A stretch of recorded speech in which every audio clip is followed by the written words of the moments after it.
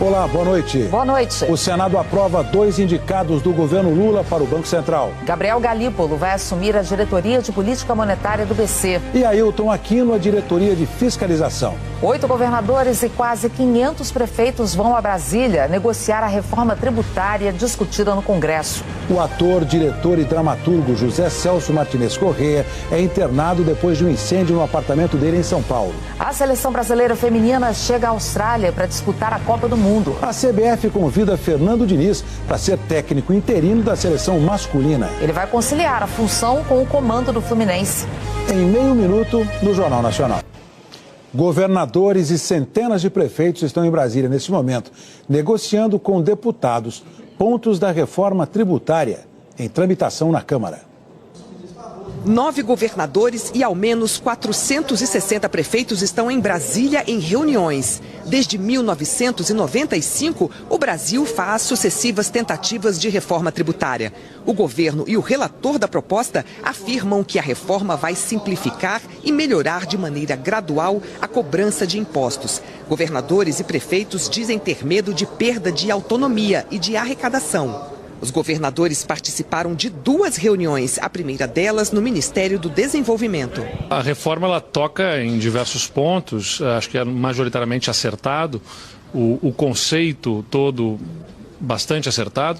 É claro, agora, como a gente vai sair de um sistema em que você tem uma autonomia maior de estados e municípios para um modelo em que a gente tem, abre-se mão de parte dessa autonomia em nome de uma melhor organização do sistema tributário. É importante votar bem na Câmara, né, para que a reforma chegando ao Senado, ela não pare. Né, porque no Senado você tem uma equidade, né, uma igualdade na representação. Se não chegar a reforma adequada, ela pode parar lá e não ser apreciada e votada. O brasileiro precisa de um novo sistema tributário nacional, mas nós precisamos de cuidar dos interesses de cada estado. Todos os estados buscaram sobreviver nessa selva de tributos e nesse caos tributário que a gente vive. A proposta prevê a unificação de 5 tributos, IPI, PIS e COFINS, que são federais, mais o ICMS, que é estadual, e o ISS, que é municipal. Esses tributos deixariam de existir e virariam o IVA, Imposto sobre Valor Agregado. Uma parte do futuro IVA seria gerenciada pela União e outra parte teria gestão compartilhada por estados e municípios.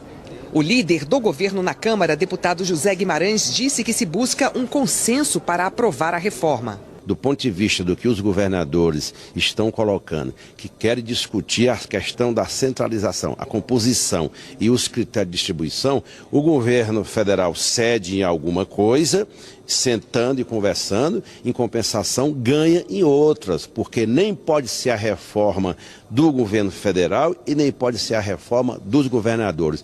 Tem que ser a reforma do Brasil, do país, e, portanto, todos precisam ceder.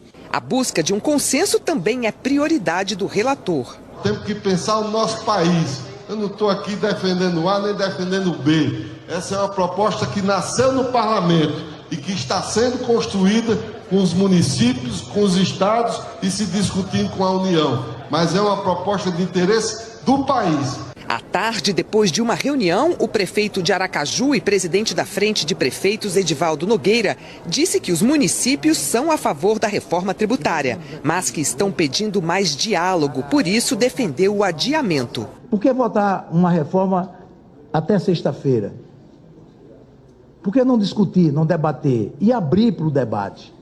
Uma reforma tributária boa é aquela que consegue o consenso de todos os entes. Não é que todos os entes ganhem, mas que todos os entes tenham consciência do que vão ganhar, do que vão perder e daquilo que vão deixar de fazer. Um grupo de 67 profissionais do setor financeiro e políticos divulgou um manifesto defendendo a reforma. Entre eles estão os ex-presidentes do Banco Central Afonso Celso Pastore e Armínio Fraga, os ex-ministros da Fazenda Maílson da Nóbrega e Guido Mantega, empresários como Jorge Gerdau, do Grupo Gerdau, e Pedro Passos, um dos fundadores da Natura.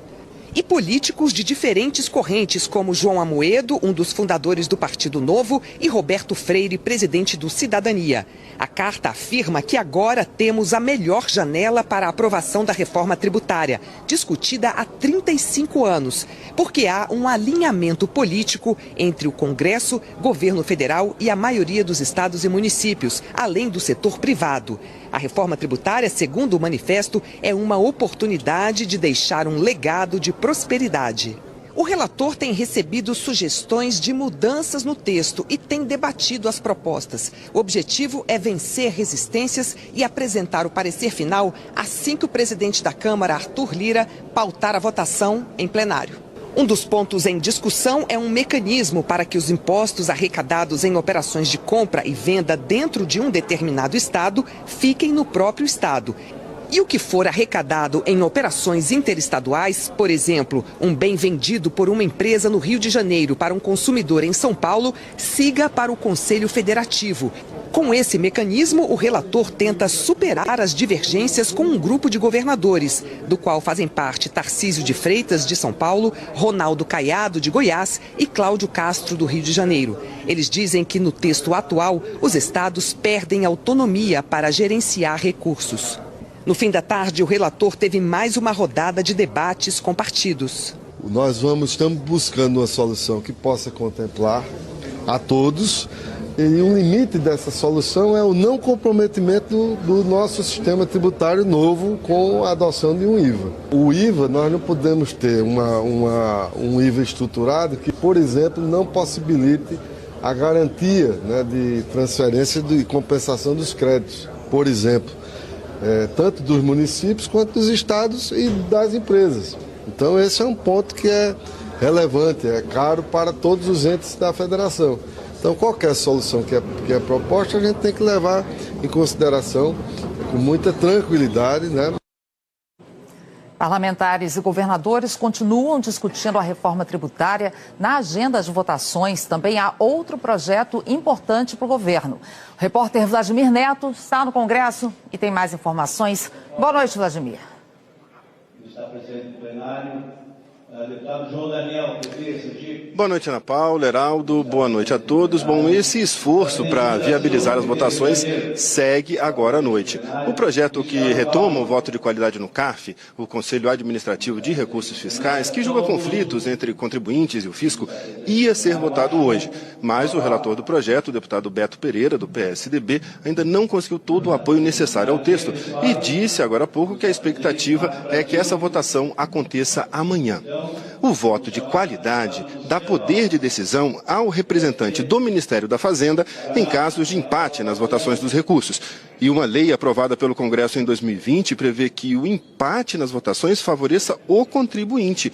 E o Ministério da Fazenda quer rever essa regra para aumentar a arrecadação em até 50 bilhões de reais. O setor produtivo vê essa tentativa do governo de incluir o voto de qualidade como um grande retrocesso. A Frente Parlamentar da Agropecuária e a Confederação Nacional da Indústria afirmam que o CARF tem que ser imparcial, com equilíbrio entre contribuintes e o fisco nas discussões tributárias. Bom, essa e as outras propostas econômicas foram e continuam sendo discutidas hoje dentro e fora do Congresso. Neste momento, governadores e parlamentares estão em um hotel em Brasília discutindo pontos da reforma tributária. E o presidente da Câmara, Arthur Lira, disse agora há pouco que continua ouvindo todos os setores da sociedade, governadores, prefeitos e empresários, em busca de um consenso para votar a reforma tributária até sexta-feira. Lira disse estar convencido de que ele e os líderes partidários conseguirão colocar a proposta de reforma tributária para ser votada até sexta-feira. Heraldo, Ana Paula. Obrigado, Vladimir. O Senado aprovou com folga Gabriel Galípolo e Ailton Aquino para a diretoria do Banco Central. Eles foram indicados pelo presidente Lula. Futuro diretor de política monetária do Banco Central, Gabriel Galípolo foi até maio o braço direito do ministro Fernando Haddad, quando ocupou a secretaria executiva do Ministério da Fazenda. No governo Lula, foi também presidente do Conselho de Administração do Banco do Brasil. Ailton de Aquino Santos foi indicado para a diretoria de fiscalização. Ele é advogado e servidor de carreira do BC desde 1998. Na instituição, ocupou diversas funções, inclusive a de auditor-chefe. Pela manhã, os dois foram sabatinados pela Comissão de Assuntos Econômicos do Senado, em um momento de críticas do governo à taxa elevada de juros do país, definida pelo Comitê de Política Monetária do Banco Central. O governo entende que a Selic, que está em 13,75% ao ano, inibe investimentos e prejudica o crescimento da economia. A taxa de juros é um instrumento que o Banco Central tem para manter a inflação dentro da meta definida pelo governo. Segundo o BC, uma queda prematura da taxa de juros pode levar a uma nova alta da inflação. Na semana passada, a ata da reunião do Copom abriu possibilidade de corte nos juros em agosto. Ao se apresentar aos senadores, Galípolo disse que não cabe a economistas impor o destino econômico do país. Durante muito tempo, eu acho que nós, economistas, utilizamos a necessidade da discussão técnica para tentar interditar o debate econômico ou a economia como um espaço para a vontade democrática ou para o debate público, né? Não cabe a nenhum economista, por mais excelência que ele tenha, impor o que ele entende ser o destino econômico do país à revelia da vontade democrática e dos seus representantes eleitos, que são os senhores. Questionado sobre a autonomia do Banco Central, Galípolo falou que os diretores do BC devem acatar a legislação. Não cabe aos diretores do Banco Central opinar ou dar qualquer tipo de diretriz sobre isso. Muitas vezes se entende a autonomia do Banco Central como se fosse uma autonomia do processo democrático, ou como se alguém quisesse ser indicado para ser diretor do Banco Central para fazer alguma coisa à revelia do que saiu da vontade democrática ou alguma coisa nesse sentido.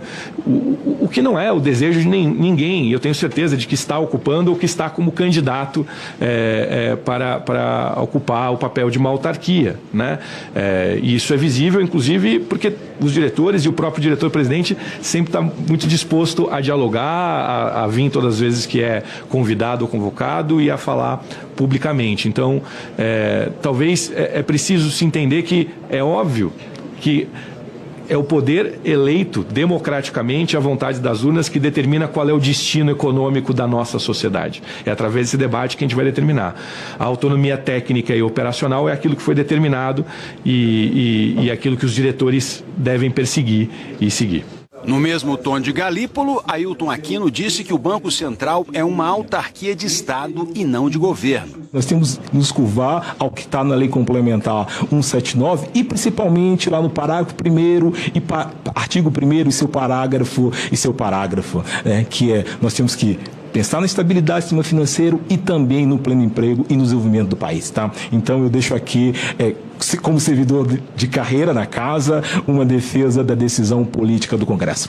A sabatina durou 2 horas. As indicações de Gabriel Galípolo e Ailton Aquino foram aprovadas por larga margem na comissão. No início da noite, o plenário do Senado também votou as 2 indicações. O nome de Gabriel Galípolo foi aprovado por 39 votos a favor, 12 contrários e 1 abstenção. O de Ailton de Aquino Santos por 42 votos favoráveis, 10 contrários e 1 abstenção. Ailton será a primeira pessoa negra a assumir uma diretoria do Banco Central. Os 2 agora aguardam uma data para tomar posse. Eles ficarão nos cargos pelos próximos 4 anos. A indústria voltou a ter resultados positivos em maio. A produção variou 0,3% em relação a abril, puxada pelos setores de combustíveis e veículos. Na comparação com maio do ano passado, a produção industrial cresceu quase 2%, mas ainda está 1,5% abaixo do patamar pré-pandemia. O presidente Lula assumiu hoje a presidência do Mercosul numa reunião na Argentina. Ele defendeu o acordo com o bloco com a União Europeia, mas disse que exigências adicionais são inaceitáveis. A presidência do Mercosul é rotativa, troca a cada 6 meses. Estava com a Argentina e hoje passou para o Brasil. No discurso, o presidente Lula reforçou a importância da integração entre os países da região e disse que vai dar prioridade à entrada oficial da Bolívia no bloco. Lula ressaltou que a movimentação comercial do bloco pode crescer muito e voltou a defender uma moeda comum para as transações entre os países. A adoção de uma moeda comum para realizar operações de compensação entre nossos países contribuirá para reduzir custos e facilitar ainda mais a convergência. Falo de uma moeda de referência específica para o comércio regional, que não eliminará as respectivas moedas nacionais. Lula prometeu também avançar nas negociações de acordos entre o Mercosul e outros países e, novamente, criticou as exigências apresentadas pela União Europeia para a conclusão do acordo comercial com o bloco. O acordo foi finalizado em 2019, mas desde então está em fase de revisão e ainda precisa ser aprovado por todos os países dos dois blocos. O Mercosul não concorda com a imposição de regras que dariam mais espaço a empresas europeias em licitações de compras governamentais. Segundo Lula, essa cláusula pode prejudicar empresas brasileiras que têm no governo seu principal cliente. Além disso, em março passado, a União Europeia propôs acrescentar um novo compromisso ambiental que prevê a aplicação de sanções em caso de descumprimento, o que Lula considera inaceitável. O instrumento adicional apresentado pela União Europeia em março deste ano é inaceitável. Parceiros estratégicos não negociam com base em desconfiança e ameaça de sanções. É imperativo que o Mercosul apresente uma resposta rápida e contundente. É inadmissível abrir mão do poder de compra do Estado, um dos poucos instrumentos de política industrial que nos resta. Não temos interesse em acordos que nos condenem ao eterno papel de exportadores de matérias-primas, minérios e petróleo. Na sequência, falaram os presidentes dos outros países. O presidente do Uruguai, Lacalle Pou, e o paraguaio Mário Abdo Benítez reforçaram as críticas à Venezuela, membro suspenso do Mercosul, e cobraram uma resposta do bloco à decisão da justiça venezuelana de tornar inelegível uma opositora de Nicolás Maduro. O presidente Lula, que durante o discurso não tinha falado especificamente sobre a Venezuela, disse no fim da cerimônia que os defeitos não estão apenas com um lado. E com relação à questão da Venezuela, gente, todos os problemas que a gente tiver de democracia, a gente não se esconde dele, a gente enfrenta eles. Eu não conheço pormenores do problema com a candidata na Venezuela, não conheço pormenores, sabe? Pretendo conhecer. O que não pode é a gente isolar e a gente levar em conta que apenas os defeitos são múltiplos. No encerramento do encontro, a famosa foto dos participantes teve como fundo o cartão postal da região que separa 3 países do Mercosul: Argentina, Brasil e Paraguai. Presente na foto, o presidente do Uruguai, Lacalle Pou, se recusou pela 4ª vez a assinar a declaração final da cúpula. O Uruguai deseja um acordo comercial com a China que não avança no Mercosul. O país já ameaça deixar o bloco da América do Sul, como noticiou a imprensa do país. A seguir, um motorista invade uma calçada e fere 8 pessoas em Israel. A Polícia Federal investiga a morte e Yanomami, em Roraima. A polícia do Rio encontrou mais de 20 carros roubados numa única favela. Investigações revelam como quadrilhas estão usando o roubo de veículos para lucrar e trocar por armas e drogas. Conjunto de favelas da Maré, zona norte do Rio. A polícia diz que foi até lá porque quadrilhas usam a região onde vivem 140 mil pessoas como um dos principais esconderijos de carros roubados. Hoje, 7 bandidos foram presos e 27 veículos recuperados. Pelo menos 5 já estavam clonados. Mas este não é o único lugar, nem o único grupo criminoso envolvido num crime que assombra cada vez mais moradores da cidade. As investigações mostram que traficantes de facções diferentes e milicianos de várias favelas estão fazendo do roubo de carros mais um negócio lucrativo, ou moeda de troca para receber armas e drogas de outras quadrilhas. Uma força-tarefa passou a monitorar as quadrilhas para saber como elas agem. Em outubro do ano passado, por exemplo, criminosos roubaram o carro de um casal aqui nesta rua em Ipanema, na zona sul do Rio. Você vai ver a partir de agora como bandidos fizeram esse carro chegar a 2.700 quilômetros daqui. A polícia descobriu que de Ipanema, o carro foi levado para o Morro dos Prazeres, no centro, onde ficou 7 meses, Nesse período, o carro foi clonado. Os bandidos adulteraram o número do chassi na carroceria, nos vidros e no motor. As placas também foram adulteradas. No dia 5 do mês passado, a quadrilha vendeu o carro para receptadores. O veículo foi para o pátio de uma transportadora. 2 dias depois, foi colocado num caminhão cegonha e seguiu viagem. Atravessou 7 estados, até chegar na cidade cearense de Sobral, onde desembarcou. Os receptadores levavam o carro até Guaraciaba do Norte, a 2.700 quilômetros do Rio, quando foram presos pela polícia do Ceará, que apoiou a polícia do Rio. As investigações já identificaram que as quadrilhas montaram estruturas dentro das favelas, com oficina de clonagem, e bandidos dedicados a encomendar os furtos e roubos, preparar o transporte e negociar com receptadores. Na rede criminosa que se formou, carros são anunciados na internet. O carro tá 0, pai. Além do Ceará, a investigação descobriu a venda de carros clonados do Rio para Bahia, Minas Gerais e Goiás.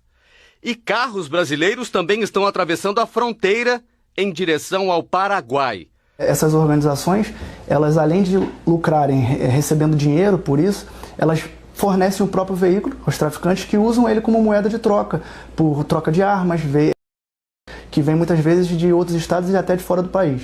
As estatísticas mostram que o roubo de veículos no Rio voltou a crescer nos últimos 3 anos. Essas imagens de um posto de gasolina na Barra da Tijuca, no Rio, mostram a negociação de integrantes de uma quadrilha com receptadores de Minas Gerais, que iam levar 2 carros de locadoras. Mas os 4 foram presos em flagrante. Esses carros, quando são roubados, muitas vezes não apenas um crime de roubo, mas até um crime de latrocínio, que a pessoa pode vir a óbito. Então é muito importante que a pessoa se cheque de todas as possibilidades para verificar a real procedência daquele veículo que ela está comercializando. Teve tiroteio para combater roubo de carros no Rio. 22 escolas não puderam funcionar. Quase 8.000 alunos ficaram sem aulas. 2 clínicas da família tiveram que suspender o atendimento. A Polícia Federal está investigando um ataque a e feriu outros 5 indígenas no território Yanomami, em Roraima. Militares protegem a área de pouso do helicóptero da Força Aérea. A FAB foi ao território Yanomami resgatar os indígenas feridos na comunidade Parima. Segundo o Ministério dos Povos Indígenas, os feridos são um líder indígena de 48 anos, uma mulher de 24, a filha dela de 12 anos e 2 meninas de 15 e 9 anos. Eles foram levados para Boa Vista e encaminhados às unidades de referência para atendimento. Uma menina de 7 anos morreu. O corpo dela caiu no rio. O Conselho Distrital de Saúde Yanomami e Ecuana solicitou a ajuda dos bombeiros para fazer as buscas pelo corpo. O Ministério dos Povos Indígenas afirmou que já mobilizou agentes da Polícia Federal, servidores da Fundação Nacional dos Povos Indígenas, da Força Nacional e militares das Forças Armadas para reforçar a segurança no local dos ataques. Fatos como esse mostram o quanto o garimpo ilegal provoca um desequilíbrio social e a destruição do meio ambiente dentro do território. O Ministério dos Povos Indígenas segue comprometido em continuar com as ações para devolver a paz, a tranquilidade e a segurança para o povo Yanomami. Agentes da Polícia Federal já estão na comunidade Parima, dentro da reserva, apurando as circunstâncias do ataque. Por enquanto, os agressores não foram identificados. Não é o primeiro ataque aos indígenas Yanomami esse ano. Em abril, um indígena foi morto, outros 2 baleados por garimpeiros ilegais na comunidade Uxiú. Em maio, garimpeiros furaram um bloqueio fluvial no rio Uraricuera, na comunidade Palimiú, onde um posto de fiscalização tenta impedir o avanço de invasores. Os bandidos atiraram em embarcações dos agentes da Força Nacional. Com a morte da criança Yanomami no Parima, chegou a 15 o número de mortos dentro da reserva desde o início da operação de desintrusão em fevereiro deste ano. O Tribunal Superior do Trabalho condenou Sari Corte Real e Sérgio Hacker a pagar indenização por dano moral numa ação civil pública. O TST aceitou denúncia do Ministério Público do Trabalho sobre a existência de racismo estrutural, sexismo e classismo na contratação de Mirtz e Marta Santana, mãe e avó do menino Miguel, de 5 anos, que morreu ao cair do 9º andar do prédio onde o casal morava há 3 anos. As duas eram funcionárias na casa do casal, mas recebiam o salário da prefeitura de Tamandaré, onde Sérgio Hacker era prefeito. A defesa do casal diz que vai recorrer da decisão. No ano passado, a Justiça condenou Sari Corte Real a 8 anos de prisão por abandono de incapaz com resultado morte. Ela responde ao processo em liberdade. Uma jornalista russa e um advogado foram agredidos por homens mascarados na Chechênia, segundo o grupo de direitos humanos Memorial. Helena Milashina e o advogado Alexander Nemov foram sequestrados e espancados. A jornalista teve dedos das mãos quebrados e o cabelo raspado e foi coberta com tinta verde. O advogado sofreu uma facada. Eles foram até a capital da Chechênia, Grozny, para cobrir o julgamento de um ativista de oposição ao governo russo. O Kremlin afirmou que o caso vai ser investigado pela Comissão de Direitos Humanos. Segundo a jornalista e o advogado, os agressores disseram que os dois estavam sendo punidos por seu ativismo e reportagem. Um terrorista invadiu de carro uma calçada e feriu pessoas em Tel Aviv. As equipes de emergência isolaram o local do crime, classificado por Israel como um atentado terrorista.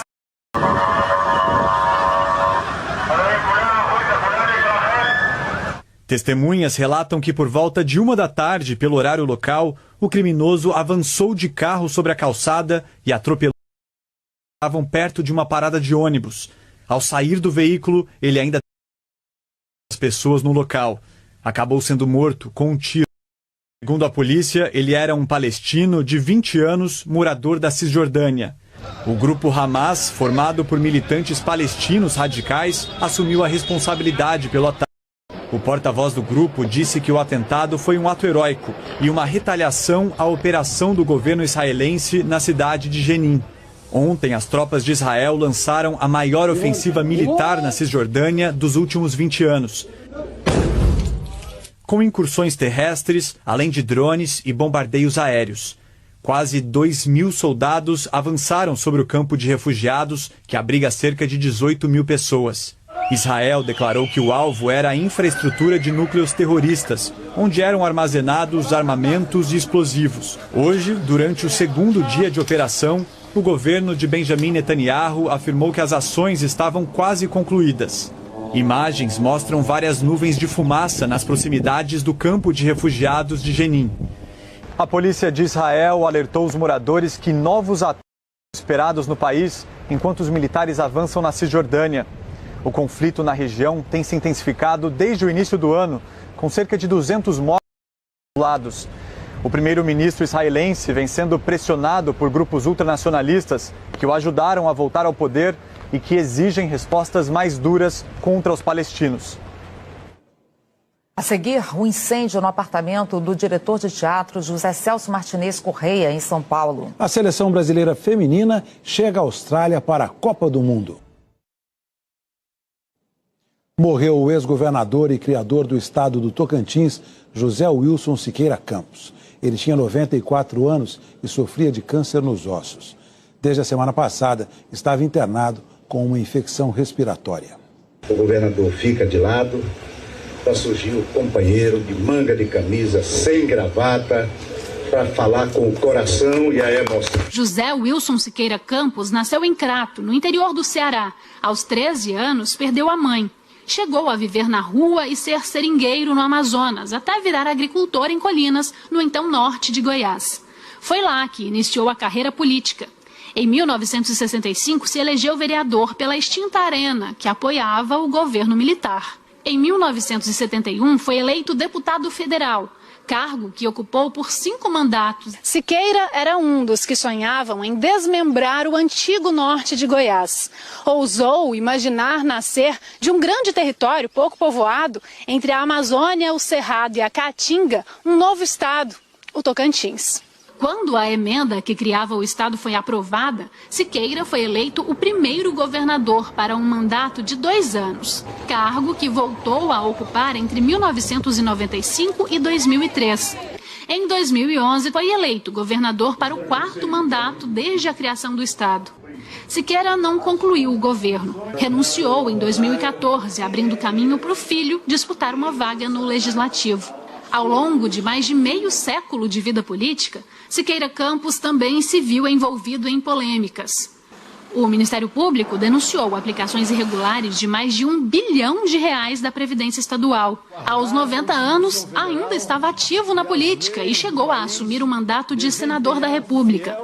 Um dos prazeres que guardou até os últimos dias era lembrar da trajetória da criação do Tocantins. Eu tenho orgulho de ter criado esse estado. O diretor de teatro e dramaturgo José Celso Martinez Correia, de 86 anos, está internado em São Paulo. O apartamento dele pegou fogo hoje de manhã. Segundo os amigos que conversaram com a família, o fogo começou no quarto de Zé Celso, que estava dormindo depois de trabalhar a noite toda. Foi dormir pela manhã e ligou o aquecedor. O incêndio começou no quarto do Zé, na cama do Zé. Fernando, que mora no edifício da frente e gravou as imagens do incêndio, contou que o fogo se alastrou rapidamente. Rapidinho, o fogo pegou, assim, foi coisa muito rápida. Mas, graças a Deus, os bombeiros chegaram bem rápido. Muita fumaça, espalhou para cá, como é que foi na hora? Tive que fechar, tivemos que descer todo mundo, não dá para ficar aqui dentro. O apartamento fica no último andar e é conjugado com outro. Nele moram Zé Celso e o marido e os atores Victor Rosa e Ricardo Bittencourt. Os 3 sofreram queimaduras ao socorrer o dramaturgo, que tem problemas de mobilidade. Zé Celso tem 86 anos e criou o grupo de teatro Oficina. Censurado e preso pela ditadura em 1974, foi para Portugal, onde dirigiu um documentário sobre a Revolução dos Cravos e a independência de Moçambique. Voltou para o Brasil 4 anos depois e se dedicou ao teatro que fundou. José Celso se casou há um mês com Marcelo Drummond. O Teatro Oficina divulgou uma nota pública sobre o acidente e cancelou a programação. José Celso está internado aqui no Hospital das Clínicas. Ele teve queimaduras em boa parte do corpo. As outras vítimas estão em observação numa unidade de pronto atendimento por causa da inalação de fumaça e estão fora de perigo. A polícia está investigando se o fogo começou mesmo no aquecedor. Hora da previsão do tempo para todo o país. Jaqueline Brasil, aqui está ela. Boa noite, Jaqueline. Oi, Heraldo. Boa noite para você, para Ana. E boa noite para você também. O destaque vai ser amanhã o tempo seco. Tem uma massa de ar seco presente em grande parte do país, impedindo a entrada de frentes frias. E ela ganha mais força por causa dessa alta pressão, que empurra o ar de cima para baixo. Esse sistema funciona como uma tampa, que não deixa formar nuvens de chuva. Em algumas áreas, a umidade do ar despenca, principalmente no período mais quente do dia. Isso pode ocorrer em Campo Grande, com máxima de 30 graus e a umidade do ar em 20%. Palmas e Porto Velho com 34 graus e índice de 30%. Em Cuiabá, a umidade do ar deve cair para 12%, estado de emergência. E o que vai chamar a atenção também é a amplitude térmica de 19 graus, com mínima de 16 e máxima de 35. Temperaturas vão ficar mais baixas no Rio, também em Porto Alegre, com 27 graus. Brasília, 25. Belo Horizonte, São Paulo e Florianópolis, 23. Curitiba, 21.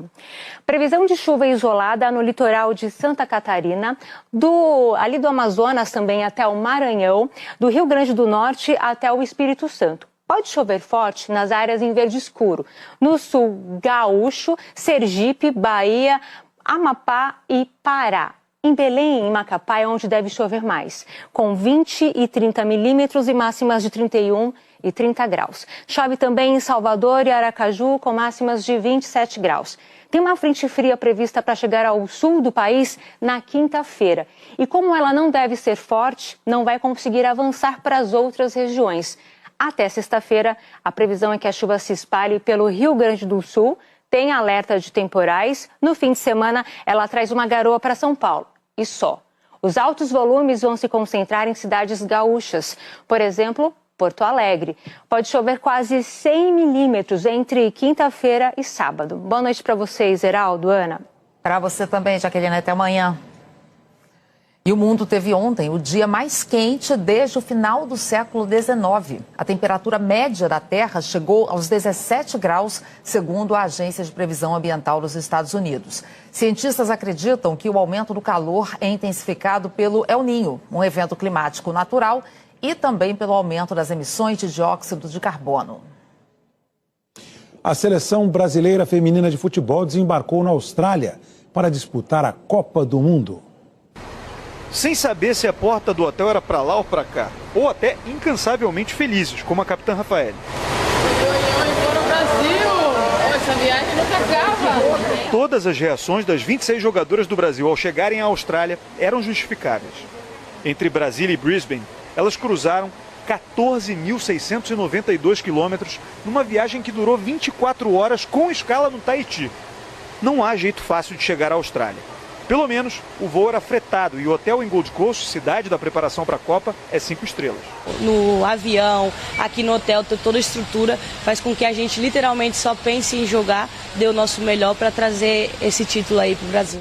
A estratégia para superar um fuso horário de 13 horas foi planejada pelo Núcleo de Saúde e Desempenho da seleção. Envolveu médicos, nutricionistas e preparadores físicos. Teve cardápio planejado e até horas certas para dormir durante um voo tão longo. Na luta para vencer o sono, o carisma e a criatividade do futebol brasileiro apareceram.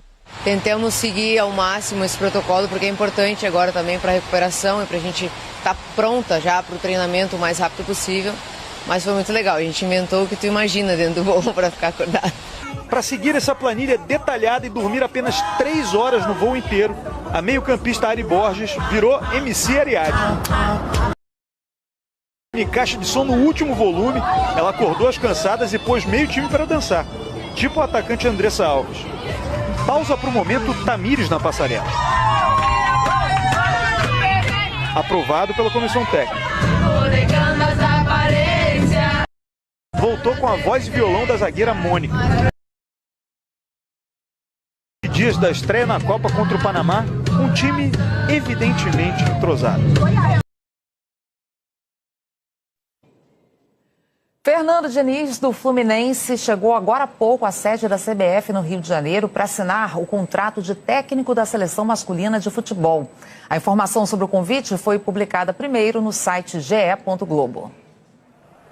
Fernando Diniz vai conciliar os dois trabalhos. Ele segue como técnico do Fluminense e vai se apresentar à seleção em datas específicas, como nos amistosos e principalmente nas eliminatórias para a Copa. Um sonho para qualquer um, uma honra e um orgulho enorme poder prestar serviço à seleção. De fato, é uma convocação, ainda mais do jeito que aconteceu.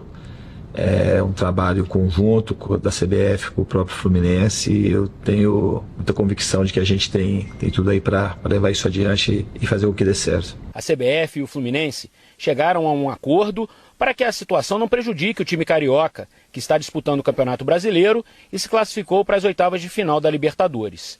A seleção brasileira está sem um treinador titular desde o início do ano, quando o Tite assinou a rescisão de contrato. Nos 3 amistosos em 2023, o time teve interinamente o Ramon Menezes, técnico da seleção sub-20. A ideia da CBF é que Diniz preencha o cargo enquanto Carlo Ancelotti não chega. Os planos do presidente Edinaldo Rodrigues são para o italiano já comandar a seleção na Copa América em junho do ano que vem. Nessa data, termina o contrato dele com o Real Madrid.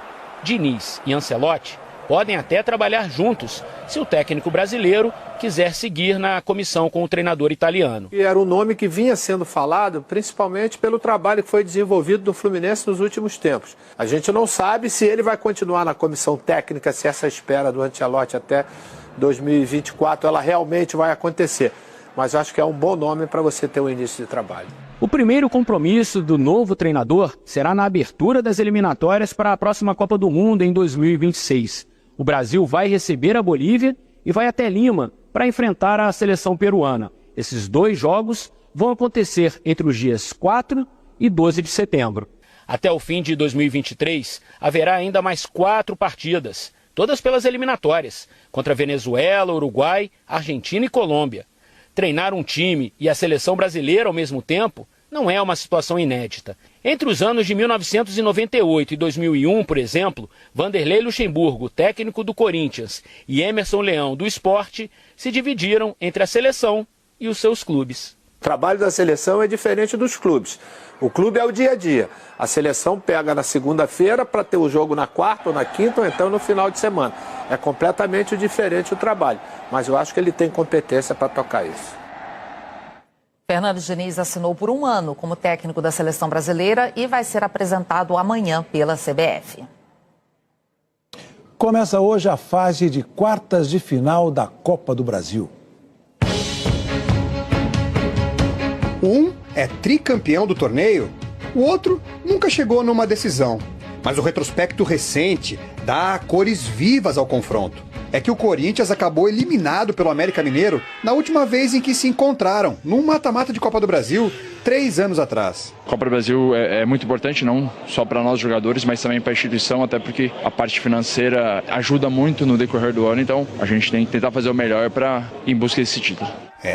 Os clubes que avançarem para semifinais garantem 9 milhões de reais. Por que não desejar tudo? Mata-mata, afinal, é a morada da surpresa. 11 estados do país já celebraram conquistas. Nesse quesito, quem mais venceu foi São Paulo. 10 troféus. 3 times paulistas seguem vivos nessa edição. 2 deles se enfrentam nesta quarta-feira aqui no estádio do Morumbi. É clássico, com o Palmeiras na busca pelo 5º título e o São Paulo na caminhada para tentar conquistar o torneio pela primeira vez. É um adversário difícil, vem sendo campeão com frequência nos campeonatos, mas a gente tem totais condições, junto com o nosso torcedor, de sair vitorioso. Vale dizer que a história recente entre ambos também tem cores quentes no torneio. É uma disputa ainda fresca na memória, já que o São Paulo eliminou o rival do torneio no ano passado. Às vezes, rivalidades podem surgir para além dos limites estaduais, como no caso do duelo entre Flamengo e Atlético Paranaense. Só na Copa do Brasil foram 4 confrontos nos últimos 4 anos, com 2 vitórias para cada lado. Dos que ainda restam na disputa, quem mais conhece o caminho do triunfo é o Grêmio. São 5 conquistas. O duelo da vez é com o Bahia. Assim, vai se construindo a jornada até o elemento mais desejado por todos. Nesse ano, a taça garante 70 milhões de reais ao vencedor e a riqueza sublime de arquibancadas em festa. O Jornal da Globo é depois de Profissão Repórter.